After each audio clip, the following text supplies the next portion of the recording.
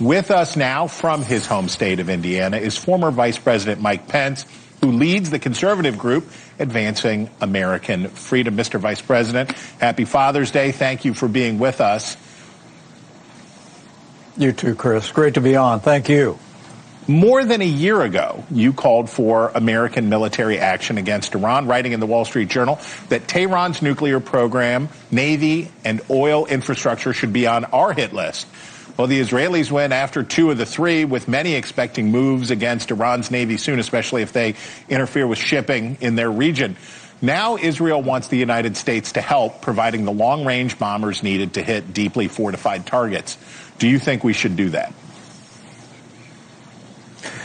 Well, Chris, I think if the world knows nothing else, the world should know that America stands with Israel. What happened on Friday morning was a courageous act by Israeli Defense Forces to take action that was necessary to prevent the leading state sponsor of terrorism in the world from ever obtaining a usable nuclear weapon. And from my standpoint, it was a righteous act, and the United States should continue to provide material support to Israel.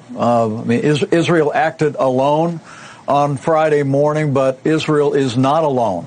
And as this fight unfolds, it needs to remain the position of the United States of America that we will support Israel in any way that is necessary to ensure that Iran never obtains a nuclear weapon, and that the uranium enrichment program in Iran is either verifiably dismantled or completely destroyed. President Trump was elected in part on a promise to keep the United States out of conflicts overseas, not escalate them. There are many in and outside of the political movement he leads who are adamantly opposed to any U.S. involvement other than maybe defensive aid to Israel. And that has also been part of the discussion around the Ukraine, Russia's invasion of Ukraine. Do they have a point? Shouldn't we fear the repercussions of being part of another offensive effort in the Middle East? Well, I honestly believe that in their heart of hearts, the American people know that America is a leader of the free world. We saw that military parade in Washington, D.C. yesterday, celebrating 250 years of the U.S. Army. It's been the American Army, different than any other army in the history of the world, that has not just defended our freedom, but we fought for, and our men and women have died to win and secure the freedom of other people. That's never changed, Chris, and I really do believe that whether it be in Eastern Europe, or whether it be in the Asia Pacific, or whether it be with our most cherished ally, Israel, the American people will continue to support efforts by this administration to give our allies the resources and support they need to win their fight for freedom. I honestly believe, though, that in the case of Israel, that this is a moment where it's not just about Israel's defense. And I know those isolationist voices that have been calling for cutting off aid in Eastern Europe, and some even this week on the outside of the administration have incomprehensibly called for dumping Israel. I think that was the word.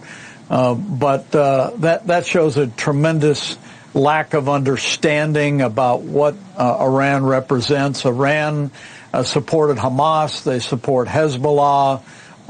They support the Houthis. They not only breathe death to Israel, but death to America. And it's absolutely imperative that we support Israel in this cause to ensure that Iran never obtains the means to develop a nuclear weapon that could be used against Israel or the United States of America. So I think, to no one's surprise, Iran withdrew from the U.S.-led talks that were supposed to take place today in Oman. The Israelis apparently believe that these talks were just the Iranians playing for time so that they could continue on their path to obtaining a nuclear weapon. But the reasoning that we hear behind the administration's push for a deal is that continuing confrontation between between Iran and the West only empowers Iranian hardliners and makes the prospects for a lasting peace even more remote.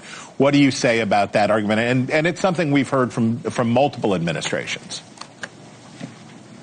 Well, I welcome the cessation of hostilities through negotiations, Chris, but there can be no compromise on ensuring that the Iranian nuclear enrichment program is either verifiably dismantled or destroyed. And look, the administration continued to engage on that. The president made it clear that the door is still open, but I also welcome the president's message this morning, which harkened back to the message he delivered after we took out Qasem Soleimani in 2019, that as this conflict unfurls between Israel and its right of self-defense and the mullahs in Tehran, that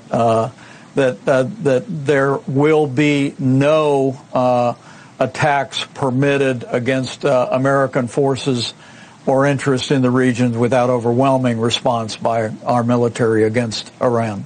Okay, turning now to domestic matters, you and your team at Advancing American Freedom are trying to put some pressure on Senate Republicans for some more fiscal responsibility in the multi-trillion-dollar reconciliation package that's working its way over there. The Independence Day deadline for Senate action looks unlikely already.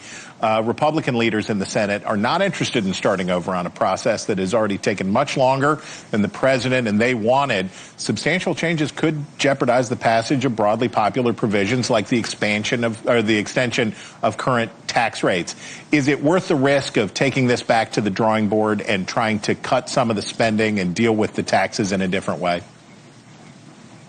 I think there's no higher domestic priority apart from border security and law and order than ensuring that the American people aren't faced with a nearly $5 trillion tax increase at the end of this year. If we don't extend those Trump-Pence tax cuts, the average American family is going to see about a $2,000 increase in taxes in 2026, Chris. And so to me, that's the priority of the big, beautiful bill. I welcome the early steps of reform, introducing work requirements in Medicaid.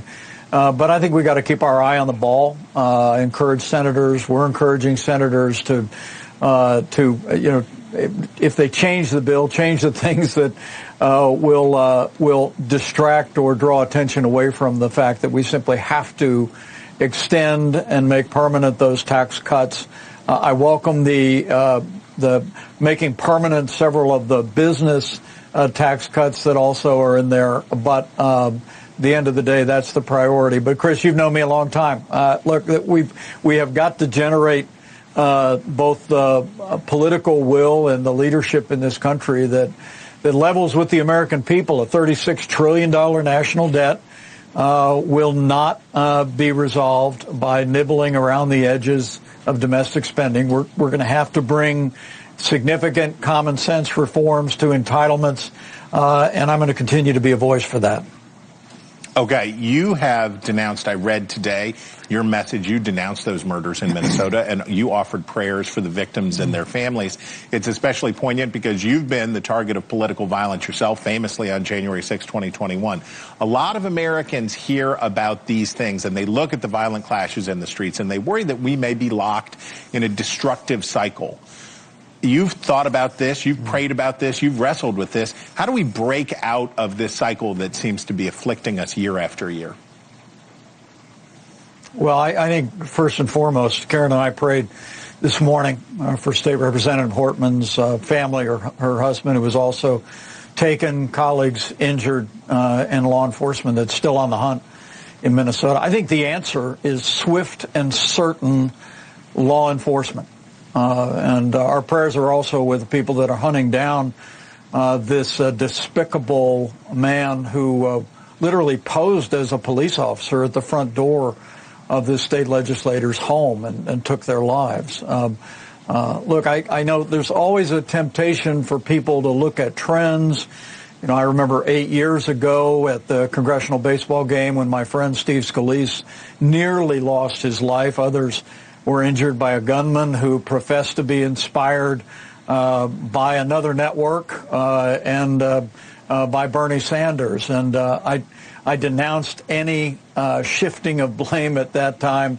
And now, as we live in a time when we've seen 2 assassination attempts on President Trump during his campaign, when we've seen an attack on the home of the governor of Pennsylvania, an attack on Jewish protesters, I honestly think the answer here is to see that these people are prosecuted swiftly and prosecuted to the fullest extent of the law. And there is no antidote for law and order, for making it very clear that there will be no tolerance in this country for political violence, whatever its motivation.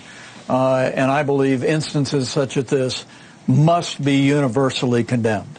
Mr. Vice President, we thank you for your time this Father's Day. All right, America, if you were from Terre Haute, you'd know him already. But if you don't, there he is, former Vice President Mike Pence.